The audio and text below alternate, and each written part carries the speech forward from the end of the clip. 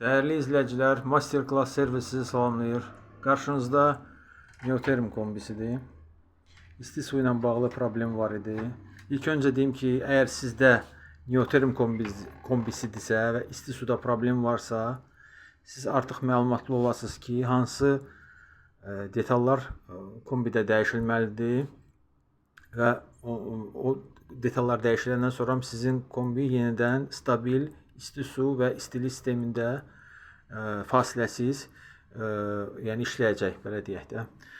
İlk öncə deyim, pərdənin altında gizlətmişəm və gün düşür ona görə. İlk növbədə deyim, isti suyun başlıca problemin səbəbi bu turbindir.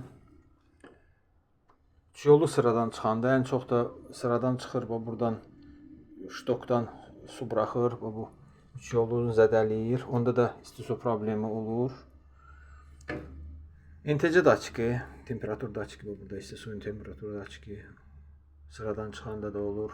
Adətən burada müəyyən rəqəmlər göstərir, amma kombi qoşulmur və Y8 xəta kodu yazan və ya isti su qızıb soyuyan bu arxada gördüyünüz plaka sensor. Bu da kirajləşəndə, belə deyək, ərpləşəndə isti suyun verilişində fasilələr olur. Gəh soyur, gəh qızır.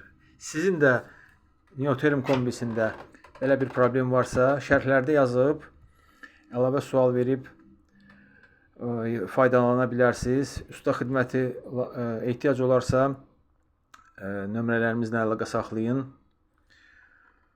Xidmətimizdən yararlanın. Videonu bəyəndinizsə like eləyin, kanala abunə olmağı unutmayın.